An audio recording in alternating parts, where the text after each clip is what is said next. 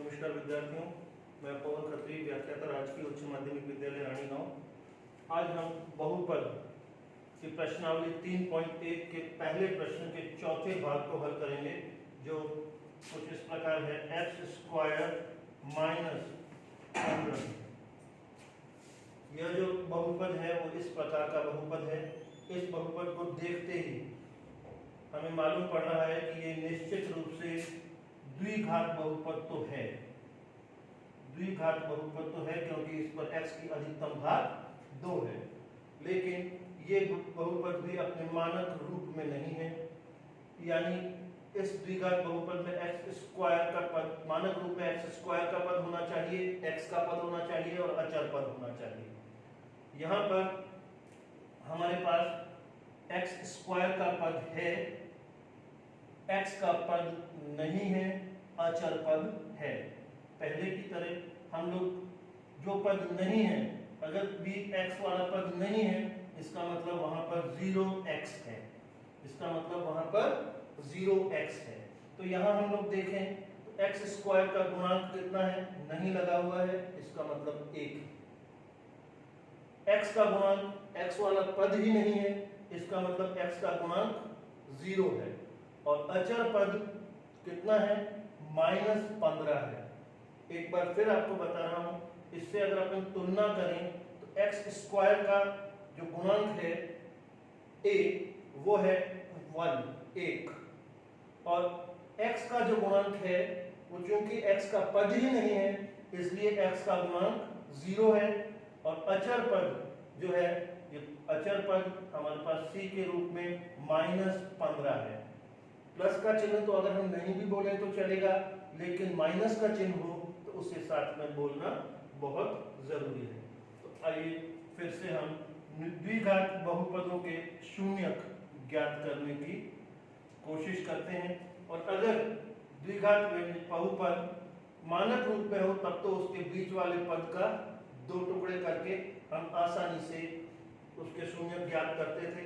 और अब इसमें बीच वाला पद नहीं है, तो ऐसी स्थिति में हमें क्या करना, यहाँ देखिए बिल्कुल स्पष्ट दिखाई दे रहा है। अगर हम एक पुराने सूत्र को याद करने की कोशिश करें तो वो सूत्र हमारे पास था a square minus b square, जिसको हम कहते थे वर्ग अंतर का सूत्र।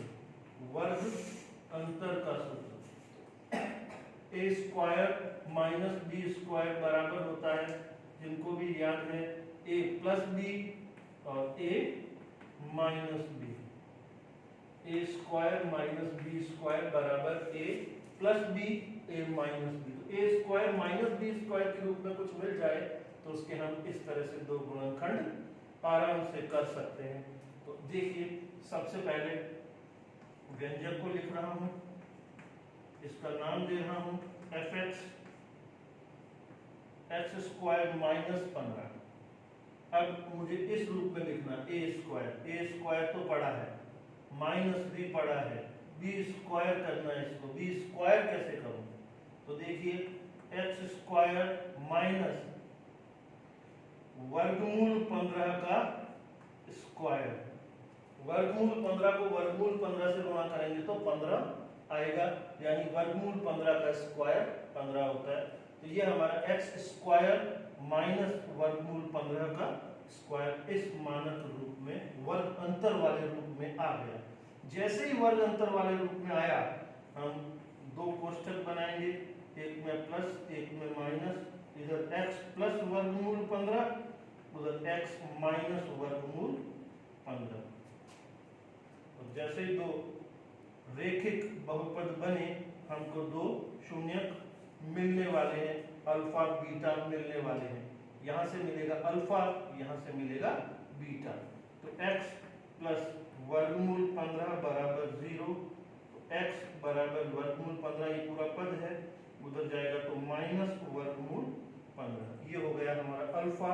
और इसी तरीके से x माइनस वर्गमूल 15 को जब हम 0 के बराबर करेंगे तो आएगा x बराबर माइनस 15 का पक्षांतरण होगा तो प्लस वर्गमूल 15। तो ये अतः अल्फा अब मालूम है कि अल्फा और बीटा क्या है, शून्यकों के ही नाम है। तो अल्फा बराबर माइनस वर्गमूल 15 तथा बीटा बराबर प्लस वर्गमूल 15। तो इस तरह से जब बीच वाला पद नहीं था द्विघात बहुपद में, तो भी हमने बड़ी आसानी से वर्ग अंतर वाले सूत्र का उपयोग करते हुए अल्फा और बीटा ज्ञात कर लिए। अब इन शून्यकों के और गुणांकों के मध्य यानी अल्फा बीटा और फिर से ए बी और सी के मध्य संबंधों की जांच करनी है। तो कैसे होगी देखिए, फिर से संबंध वही है, अल्फा प्लस बीटा बराबर माइनस बी बटा ए और अल्फा इंटू बीटा बराबर सी बटा ए। ये दो संबंधों की सत्यता की जांच करनी है। देखें ये इस पर लागू होते हैं या नहीं होते हैं। तो अब हमको अल्फा बीटा मालूम है और इस समीकरण में ए बी और सी हमको ज्ञात है।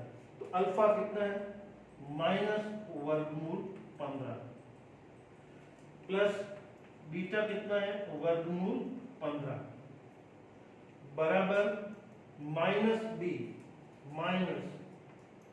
बी कितना है, बी मतलब एक्स का गुणांक। एक्स का गुणांक कितना है, एक्स का पद ही नहीं है, तो इसका मतलब एक्स का गुणांक 0 होगा बटा ए मतलब एक्स स्क्वायर का गुणांक। एक्स स्क्वायर का गुणांक लिखा हुआ दिख नहीं रहा है, लेकिन कोई गुणांक नहीं होता, इसका मतलब 1 है, माइनस 0 बटा 1। तो ये हो गया माइनस 15 प्लस 15, आपस में कट के 0 आ गया और माइनस 0 बटा 1 भी 0 ही होता है। माइनस आगे 0 के लगता ही नहीं है, क्योंकि 0 ना तो प्लस है ना माइनस है, इसलिए 0 बटा 0 यहाँ पे अपने सत्य कथन है। दोनों पक्ष बराबर है तो सत्य हो गया। तो पहला जो संबंध था वो सत्य साबित हुआ। दूसरे संबंध को देखते हैं, अल्फा माइनस वर्गमूल 15 बीटा वर्गमूल 15 बराबर सी मतलब माइनस 15 बटा ए मतलब एक्स स्क्वायर का गुणांक 1। माइनस इंटू इधर प्लस है, माइनस इंटू प्लस माइनस वर्गमूल 15 इंटू वर्गमूल 15 बराबर माइनस 15 बटा 1 माइनस 15। दोनों पक्ष फिर से बराबर आ गए, इसका मतलब ये संबंध सत्य है। तो दोनों बार शून्याङ्कों और गुणांकों के मध्य संबंध दोनों ही सत्य आए हैं। इसका मतलब हमने शून्याङ्कों के और गुणांकों के बीच के संबंध की सत्यता की भी जांच कर ली। दोनों संबंध सत्य साबित हुए हैं। इसी तरह से हम अन्य प्रश्नों को भी आसानी से कर सकेंगे। धन्यवाद।